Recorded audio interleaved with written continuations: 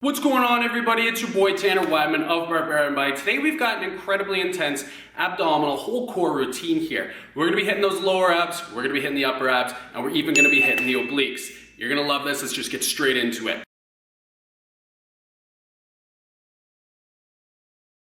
Okay, we're gonna kick this thing off here with some raised plank shoulder taps. We're gonna be getting about 3 sets of 30 to 60 seconds for every single set. Try and get the 60 seconds at first, and then work your way down to the 30 seconds if you're finding that it's a little bit too difficult with that time under tension. Now, the first obvious mistakes to avoid is this sort of your hips are sagging down at the bottom, and it actually puts a lot of strain on your lower back. So what you wanna do is you wanna tighten up those hip flexors and keep your spine neutral. Now, the next mistake to avoid is having your butt up in this position. When you're doing this, you're putting more tension on the shoulders. Again, neutral spine, this will help to engage your abdominals a lot more. Now, you also want to avoid sort of this trunk rotation as you're dipping down, which you don't want to do, in order to touch your shoulders. The goal here is to keep your entire trunk completely stationary. So as you can see, this is how you want to properly perform the exercise. I'm consciously thinking about contracting my abdominal muscles as hard as I possibly can and preventing the shoulders from doing that dip. This is what makes the exercise a lot more difficult because of the stabilization requirements of this movement. Next, we're going to be focusing on more of the upper area of your abdominals, and we're going to be getting some overhead dumbbell crunches for 3 sets of 15 repetitions. Start light on this exercise so we can maximally recruit the muscles and not utilize so much momentum. Mistake number 1 to avoid is putting the dumbbell behind your head and using your arms to help pull yourself up by straining your neck. Try and avoid this one. Keep the dumbbell over your head. Next mistake to avoid is this movement of the arms. You want to focus on keeping a 90-degree angle in the arms, lock them in solid, and not incorporate momentum or your arms to help you get the repetitions. Again, typically the consequence of using too heavy of a dumbbell. Mistake number 3, as always, these speedy, quick, explosive repetitions while you're minimizing your amount of time under tension. This type of movement does play its role, but for the goal of this routine to stimulate hypertrophy, definitely want to slow down the repetitions. And here's how to properly execute the movement. Time under tension is great. We're coming up for about a second, holding for about 1 to 2 seconds, contracting my abdominals as hard as I possibly can, focusing on shortening them as much as possible, and then utilizing an eccentric, which is actually very frequently neglected when it comes to abdominal training. Make sure your gaze is focused straight on the ceiling. Keep that chin off the chest. Again, 3 sets of 15 repetitions. Now let's get on to the next exercise. Next, to target the obliques, we're going to be getting into a variation of the dumbbell Russian twist for 3 sets of 12 repetitions. Now let's spend some time here watching the way that I see guys butcher the hell out of this exercise. They're using a dumbbell that's way too ridiculously heavy, and they're not focusing on trunk rotation and activation of the oblique and, well, the entire core. Rather, what they're focusing on is just slamming the dumbbell from side to side in complete disregard with muscle groups that you don't really need to allow you to hit the obliques properly. So what we've done here is, with a good solid stance, feet are about shoulder width apart, maybe a little bit wider to help you with your balance. I've locked my arms out completely straight. My spine is nice and neutral. Most importantly, the dumbbell actually never touches the ground for every rep. This allows me to keep the tension on the abdominals throughout the entire set. Now, the distance I'm going here is about 1.5 to 2 feet from left to right, getting about 1/2 foot to the outside of my knee, and then slowly but consciously contracting my obliques to make the rotation on over to the other side. Now, for some of you, locking your legs down and staying in position is going to be pretty tough when it comes to balance. So if you have access to a decline crunch machine, this is going to be really great to help to keep you secure, and will actually be effective in allowing you to incorporate your lower abdominals as well as you're in this isometric hold while performing the exercise. Now, to conclude this workout, we're going to be getting 3 sets of 10 repetitions of the reverse crunches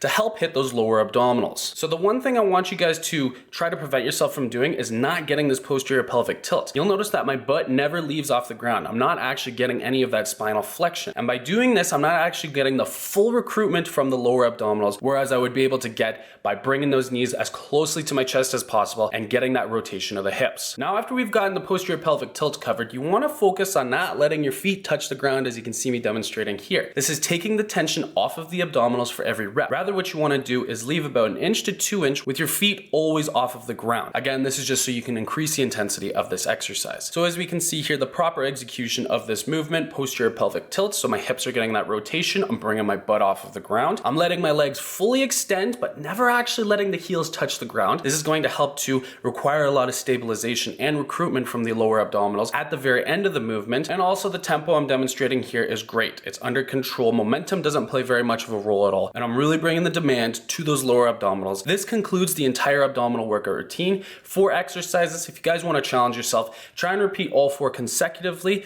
rest for about 60 to 90 seconds, and try and repeat this routine between 2 to 3 times. So there you guys go. That concludes today's video. I hope you guys enjoyed it. And if you haven't already, then be sure to head on over to the link in the description or the first pinned comment and join the private Facebook Barbarian Body community. I messed the wording up with that. Anyways, this is a community of guys just like you who are sharing progress, sharing tips, sharing advice. I even post exclusive content in there, and that's going to be about the only place you guys can get like sort of one-on-one answers from me. I go live in there. It's tons of great stuff. It's absolutely free. So head on over to the link either in the description or the first pinned comment. I have tried to say that like 60 times, and I'm so happy that I nailed it right there.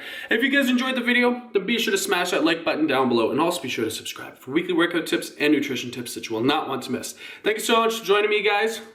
I'll see you all in the next video. I had to mess up some.